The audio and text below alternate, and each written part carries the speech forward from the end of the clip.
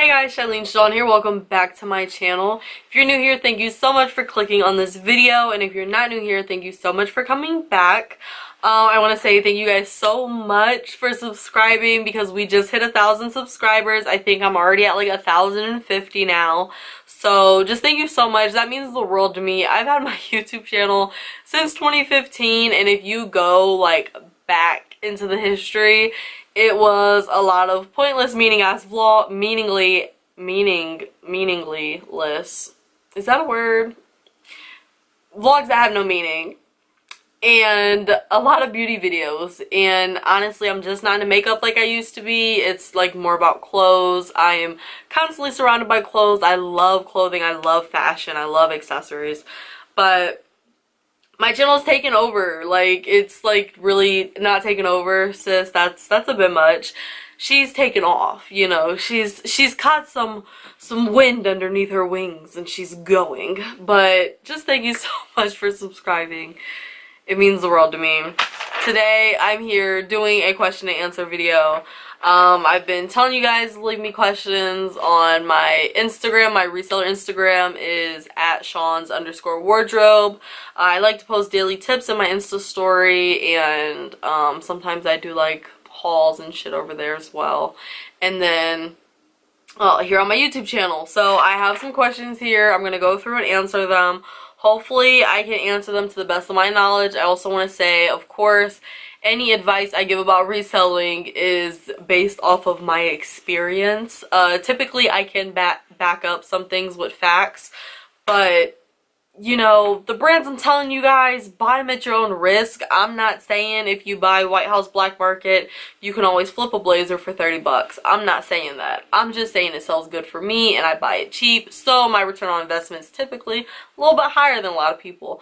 But, you know, take what I'm saying with a grain of salt, because at the end of the day, this is how I run my business, and I'm allowing you guys to step into my home and to step into my business and see how I really run things, to give you my numbers. Like, that's very vulnerable, and I want people to know that. And just at the end of the day, this is how I'm running my business. You run your business the way you want to, of course.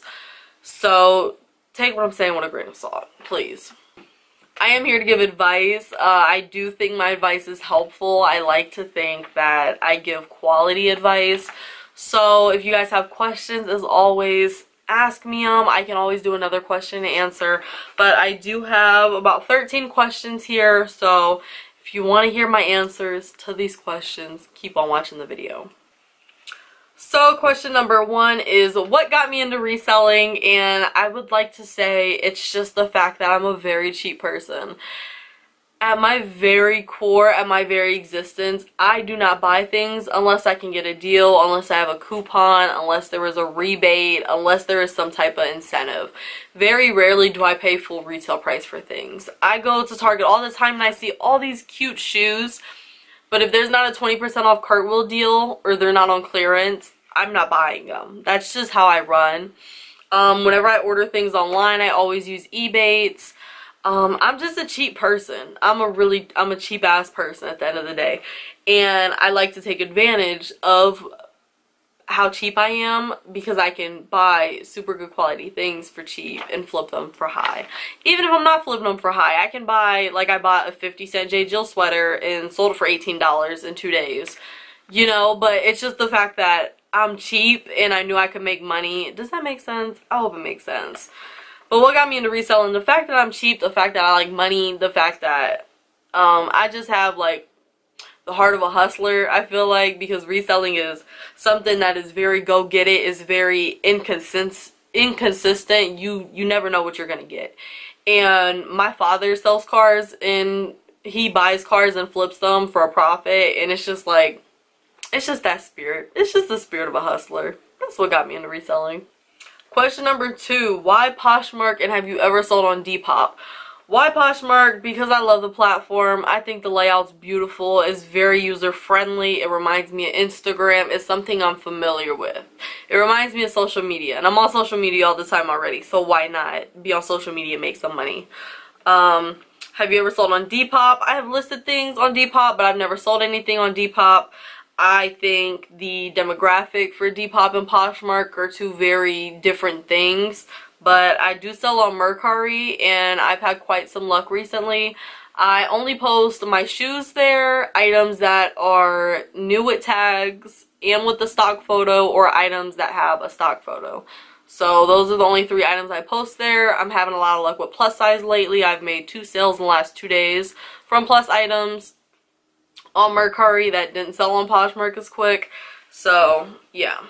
Number 3, what does my username mean? My username is DULCEYPERFECTA on Poshmark, and it means sweet and perfect in Spanish, or at least I hope it does.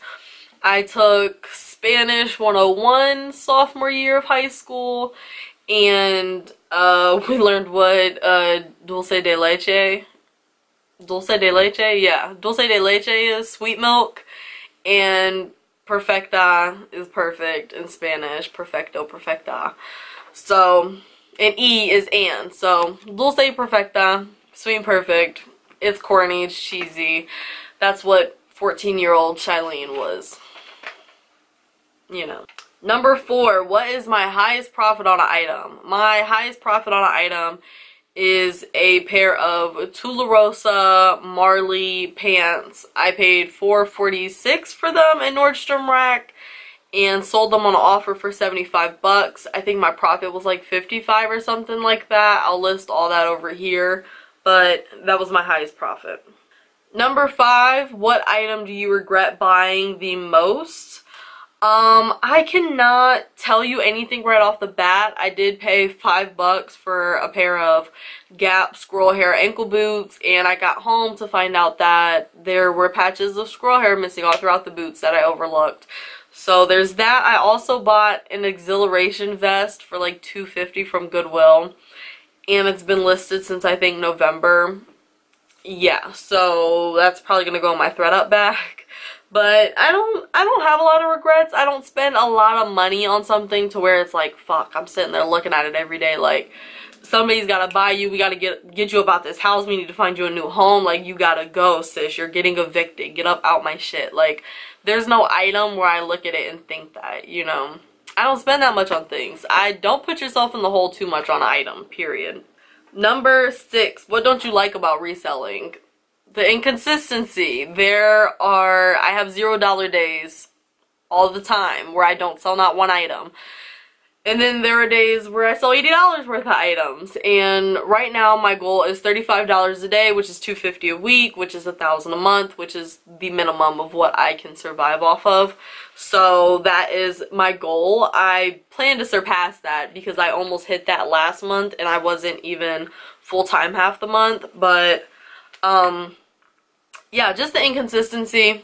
There's highs and lows. There's the summer slowdown, the winter pickup. I know lots of people who are still having like great luck selling sweaters right now, which I think is crazy, but I guess not everywhere's hot right now. I'm in Ohio and I think it's like 60 degrees and we're in June, so. Number 7, do you do global shipping program? This is referring to eBay, and I do not sell on eBay, so I do not do the global shipping program. Sorry, I wish I could help you with that. I'm pretty sure though if you type it into YouTube, something will pop up. Somebody's got to be out there that is knowledgeable about the subject to where they can help you. Number 8, where do I get most of the items I sell? I would say I probably get 2% from retail arbitrage, so that is going to actual retail stores and buying items and flipping them, so that's your TJ Maxx, your Ross, your Marshalls, your Macy's clearance sales, things like that. I would say I probably get 2% from there, and then the rest secondhand. I would say probably, maybe, I would say probably 20% from resale stores, so like your Clothes Menors, your Plato's Closets, your Style Encores, and then 2% from retail arbitrage, and then the rest is straight from secondhand thrift stores, Salvation Army, Goodwill. We have a discount store in Ohio called The Village, so yeah, that's about it. Number 9, does the size of the clothes matter? To me, it depends on your budget is where you're gonna start really looking at size. If it's cute, if it's a good brand, it'll sell. It just depends on how fast. So if I go to the thrift store with 10 bucks and I find, let's say I find 2 pairs of jeans. There's a pair for 5 bucks and they're a pair of Madewell size 4s, and then there's a pair for 5 bucks and they're Madewell 10s, and then there's a pair for 5 bucks and they are Madewell 16s or something like that.